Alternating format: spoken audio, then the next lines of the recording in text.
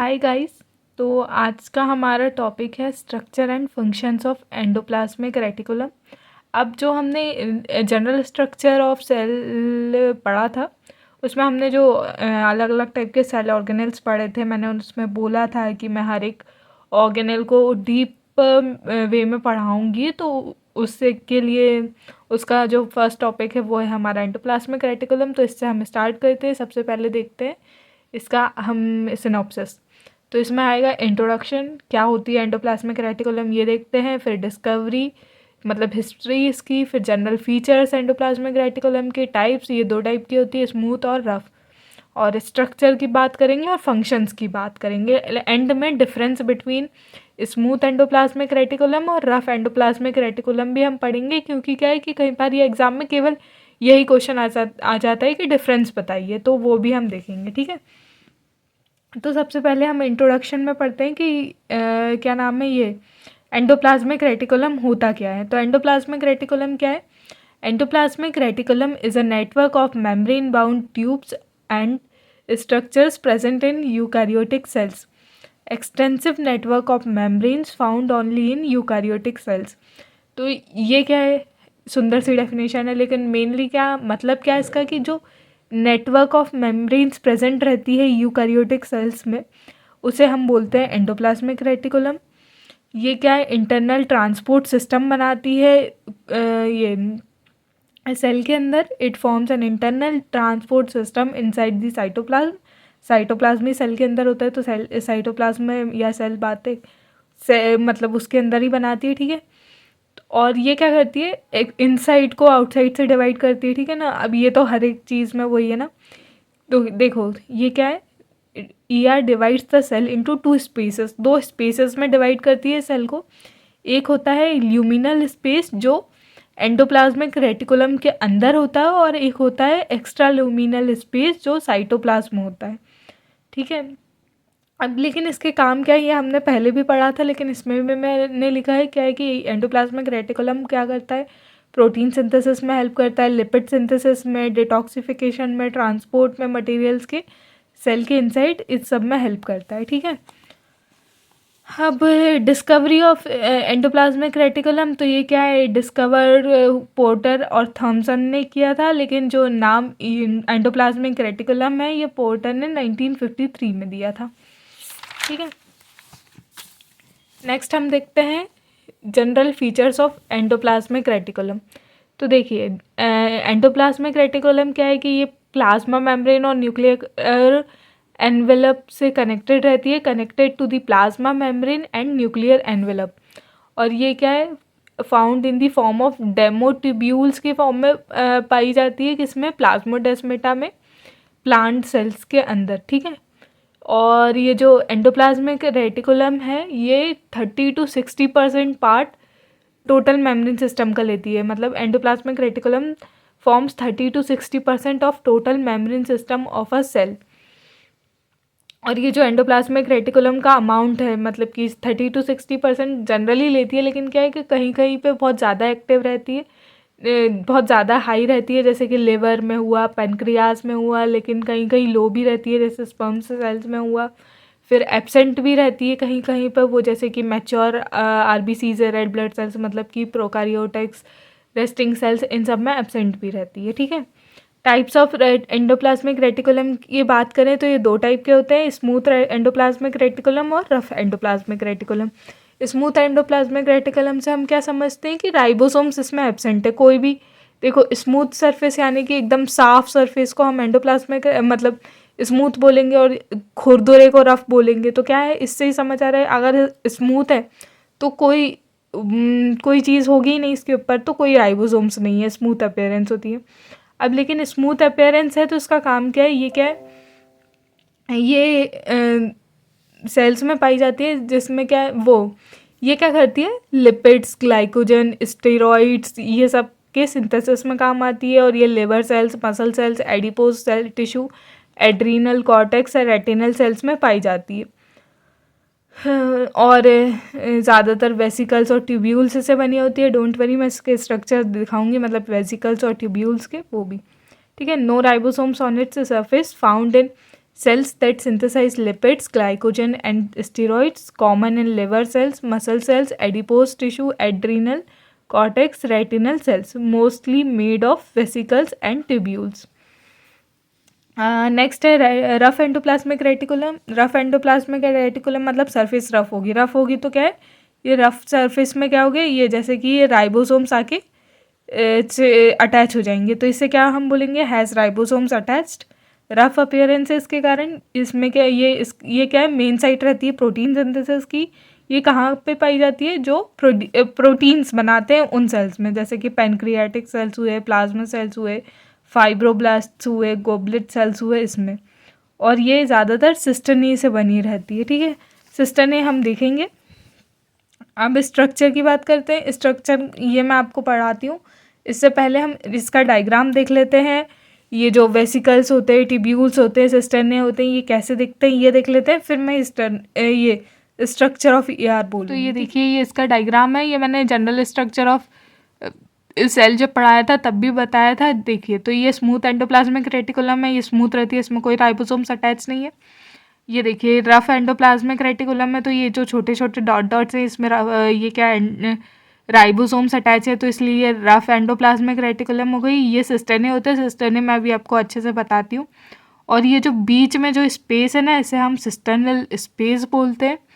ये nuclear pore है, ये न्यूक्लियर एनवेलप है, ये न्यूक्लियस के पास जो होता है वो सब है. ठीक है, अब ये स्ट्रक्चर देखिए, ये है स्ट्रक्चर. ये सिस्टर्ने का ऐसा, ये जो हमने ऊपर देखा था ना, ये इस टाइप का, ये सिस्टर्ने है. ये फिर वेसिकल्स इस टाइप के दिखते हैं और ट्यूब्यूल्स ऐसे दिखते हैं. ठीक है, अभी हम इसके बारे में अच्छे से और पढ़ेंगे, और ये अभी हम बाद में देखते हैं. ठीक है, स्ट्रक्चर ऑफ ईआर की बात करते हैं, मतलब एंडोप्लाज्मिक रेटिकुलम. ये क्या है कि मेम्ब्रेन लाइंड चैनल्स से बनी होती है, जिसमें एंडोप्लाज्मिक मैट्रिक्स फिल होता है. It is made of membrane lined channels filled with endoplasmic matrix. और जो मेम्ब्रेन्स रहती है 50 to 60 एंगस्ट्रॉम थिक रहती है. ये 3 स्ट्रक्चरल फॉर्म्स में एग्जिस्ट करती है. जो अभी हमने देखे वो कौन से 3 थे, सिस्टर्ने, वेसिकल्स और ट्यूब्यूल्स. ठीक है, तो सिस्टर्ने क्या होते हैं, लॉन्ग फ्लैटेंड स्ट्रक्चर्स होते हैं जिनका डायमीटर 40 to 50 नैनोमीटर होता है, और ये पैरेलल स्टैक्स में अरेंज होते हैं. अभी हमने देखे थे ना, इस टाइप के कुछ रहते हैं, है ना, जो पैरेलली अरेंज्ड रहते हैं. अब वेसिकल्स की बात करें तो ये small round membrane bound structures होते हैं जिसका डायमीटर 25 to 500 नैनोमीटर होता है. इनको हम माइक्रोसोम्स भी बोलते हैं, और ये ज़्यादातर आइसोलेटेड रहते हैं साइटोप्लाज्म में. वेसिकल्स कैसे थे, ऐसे थे कुछ. ट्यूब्यूल्स क्या है, irregular branched tube like structures होते हैं, ब्रांच्ड रहते हैं, ट्यूब लाइक स्ट्रक्चर्स होते हैं, और ये ज़्यादातर स्मूथ एंडोप्लाज्मिक रेटिकुलम में पाए जाते हैं. ठीक है, अब कॉमन फंक्शंस एंडोप्लाज्मिक रेटिकुलम के ये ना 5 भी लिखोगे तो काफ़ी है, लेकिन मैंने सारे लिख दिए हैं, जो जल्दी याद हो जाए वो आप याद कर लेना. तो ये क्या है कि प्रोवाइड करता है large internal surface area cellular reactions के लिए, मेंटेन करता है पोजीशन ऑर्गेनल्स की, और ये क्या है, सबसे बड़ी बात, ट्रांसपोर्ट तो करते ही. तो ये क्या, allow transport of materials within the cell. ये ट्रांसपोर्ट वाली बात है ना, अभी मैं इसका एक डायग्राम भी दिखाऊंगी. ठीक है ना. और 4th है क्या, transfer info between cytoplasm and nucleus. Nucleus और साइटोप्लाज्म के बीच इंफॉर्मेशन को ट्रांसपोर्ट करता है. Gives membranes to form nuclear envelope after cell division. Cell division के बाद जो न्यूक्लियर एनवेलप बनता है उसमें जो मेम्ब्रेन लगती है वो देता है कौन, ये endoplasmic reticulum. Gives membranes to form nuclear envelope after cell division. Provides materials to Golgi bodies for vesicle and lysosome formation. Materials देता है गोल्गी बॉडीज़ को वेसिकल और लाइसोसोम फॉर्मेशन के लिए. वैक्यूल फॉर्मेशन में हेल्प करता है, helps in vacuole formation. Enzyme contain करता है जैसे कि ATPase, reductase, phosphatase, metabolic reactions के लिए ये रिएक्शंस है. ठीक है ना. तो contains enzymes like ATPase, reductase, फॉस्फोटेस for metabolic reactions. और इसके पास क्या होता है, साइटोक्रोम्स होते हैं इलेक्ट्रॉन ट्रांसपोर्ट के लिए. Has cytochromes for electron transport. अब मैं आपको एक और डायग्राम दिखाती हूँ. तो इसमें ये है ना, ये देखिए ये ट्रांसपोर्ट वेसिकल है, ये क्या गोल्गी बॉडी अपैरेटस को ट्रांसफर कर रहा है ना। ये एंडोप्लाज्मिक रेटिकुलम ये ट्रांसपोर्ट भी करता है मटेरियल्स को सेल के अंदर, ठीक है। रफ एंडोप्लाज्मिक रेटिकुलम के मैंने 5 ही फंक्शंस लिखे हैं। तो ये क्या है, अटैचमेंट साइट है, और ये हमने इतने टाइम से हमने 1-2 बार ये चीज़ तो पढ़ ही ली है कि क्या रफ एंडोप्लाज्मिक रेटिकुलम में क्या होता है, प्रोटीन से सिंथेसिस होते हैं। फिर से ये जो प्रोटीन सिंथेसिस होते हैं इसका क्या काम है, ये जो प्रोटीन सिंथेसिस हुए हैं ये गोल्गी अपैरेटस के पास जाते हैं पैकेजिंग के लिए। वो कैसे जाएंगे अभी हमने देखा, ट्रांसपोर्ट वेसिकल के थ्रू, ठीक है। फिर क्या है, ये फॉर्मेशन लाइसोसोम के फॉर्मेशन में हेल्प करता है, एक चैनल की तरह सर्व करता है प्रोटीन ट्रांसपोर्ट के लिए। तो ये क्या है, provides attachment sites that is ribophorins for ribosomes, synthesizes proteins, sends proteins to Golgi apparatus for packaging, helps in formation of lysosomes, serves as a channel for protein transport.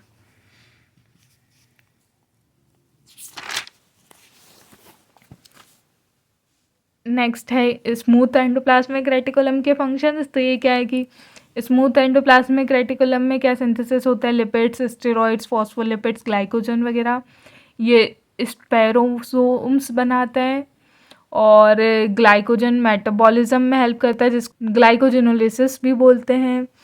और ये calcium ions को store करता है muscle cells के अंदर, transfer करता है products of ये एंडोप्लाज्मिक रेटिकुलम को गोल्गी अपैरेटस तक, और ये विजुअल पिगमेंट्स भी बनाता है रेटिनल सेल्स में। तो synthesises lipids, steroids, phospholipids, glycogen, form spherosomes, helps in glycogen metabolism that is glycogenolysis, stores calcium ions in muscle cells, transfers products of a rough endoplasmic reticulum to Golgi apparatus, forms visual pigments in retinal cells. Next है difference between rough endoplasmic reticulum and smooth endoplasmic reticulum, the most important thing, ठीक है।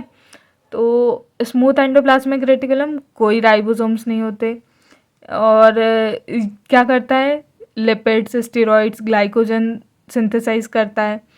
Rough ये smooth, हाँ, rough में क्या होगा, ribosomes present होंगे, rough synthesise करेगा प्रोटीन्स को। स्मूथ में क्या है, स्मूथ एंडोप्लाज्मिक रेटिकुलम डिटॉक्सिफिकेशन में हेल्प करता है और प्लाज्मा मेम्ब्रेन से कनेक्टेड रहता है, मतलब ज़्यादातर, और इसमें कोई पोर्स नहीं होता है। स्मूथ है तो पोर्स तो होने की कोई ज़रूरत वो है ही नहीं, चांसेस।